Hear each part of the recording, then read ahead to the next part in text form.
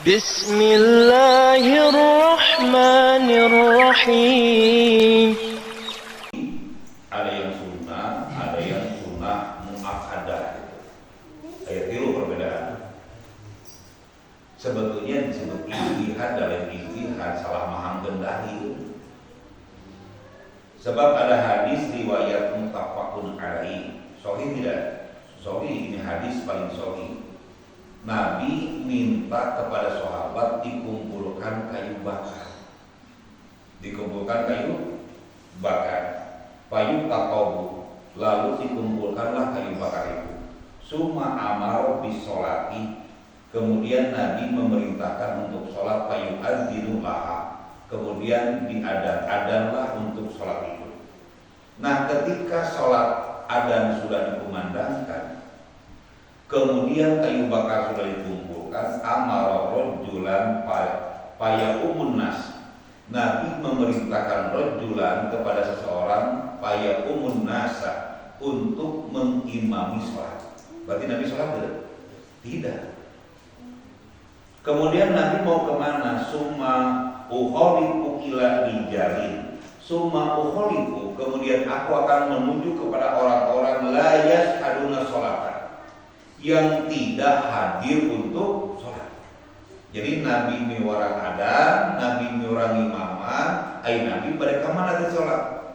Mau mendatangi orang-orang yang la yashhaduna sholatan, tidak datang untuk sholat berjamaah. Mau apa Nabi itu? Fa'uharriqu alaihim buyutahum, aku akan bakar rumah-rumah mereka. Nah, kalimat uharriqu alaihim buyutahum, aku akan bakar rumah-rumah mereka. Sebagian ulama menetapkan wajib sampai rumahnya mau dibakar. Coba nanti baca dalam kitab syarahnya. Kalaulah Nabi itu mau membakar rumah orang yang la yashhaduna sholatan, kira-kira rumah siapa yang duluan dibakar? Apakah rumah Abu Bakar atau rumah Umar bin Khattab? Rumah Nabi dari sholat. Nabi kan tidak sholat. Artinya rumah Nabi lah yang harus dibakar. Katakan Nabi kan uharriqu alaihim, aku akan bakar rumah-rumah mereka yang la yashhaduna sholat, yang tidak datang untuk sholat. Nabi sholat tidak? Tidak. Ternyata di dalam syarahnya tidak ada satu rumah pun yang dibakar, dan tidak ada satupun orang yang diberikan sanksi tidak datang sholat berjamaah di masjid. Artinya itu menunjukkan kalimat uharriqu alaihim buyutahum itu menunjukkan sunnah muakkadah, sunnah yang sangat dianjurkan. Kemudian sebagian saudara kita menetapkan wajib berdasarkan hadis rawahu Muslim, hadis riwayat Muslim. Kembali ini pun kalau menurut ilmuwan saya salah memahamkan. Wa anhu, dan dari Abu Hurairah juga, qala, dia berkata, atan nabiyya rajulun a'ma, laki-laki yang buta, atan nabiyya, telah datang kepada Nabi. Mau apa? Mau minta keringanan untuk tidak datang sholat berjamaah ke masjid. Jadi nolong terek minta rukhsah keringanan. Qala ya Rasulullah, wahai Rasulullah, cek nolong teh laisa li qaidun yaquduni ilal masjid.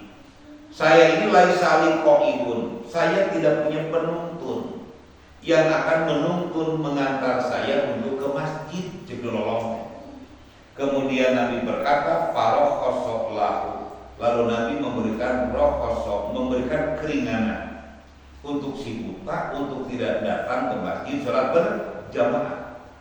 Setelah mendapatkan keringanan, orang yang buta itu bermaksud pulang. Falama wala, maka ketika yang buta itu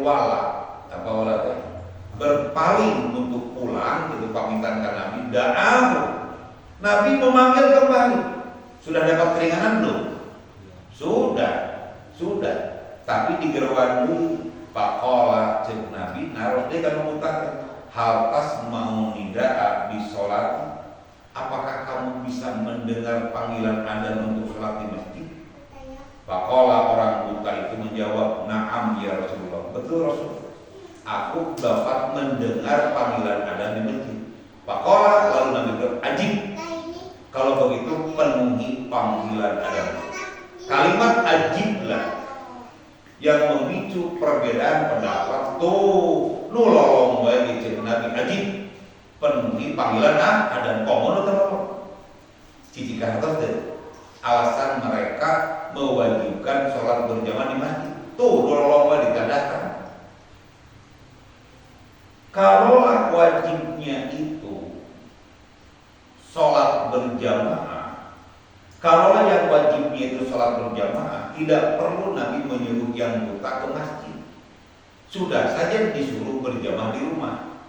Lamun nu wajibnya berjamaah. Dengan ada ungkapan wajib, berarti ini muncul afdholiyah makaniyah, keutamaan tempat. Artinya untuk laki-laki lebih baik di masjid. Sebab nanti ketika kita tetapkan sholat berjamaah itu hukumnya wajib di masjid, satu akan terjadi harajun azimun, kesulitan yang sangat luar biasa. Cik lamun diwajibkan sholat berjamaah di masjid bisa menampung masjid al-Banah.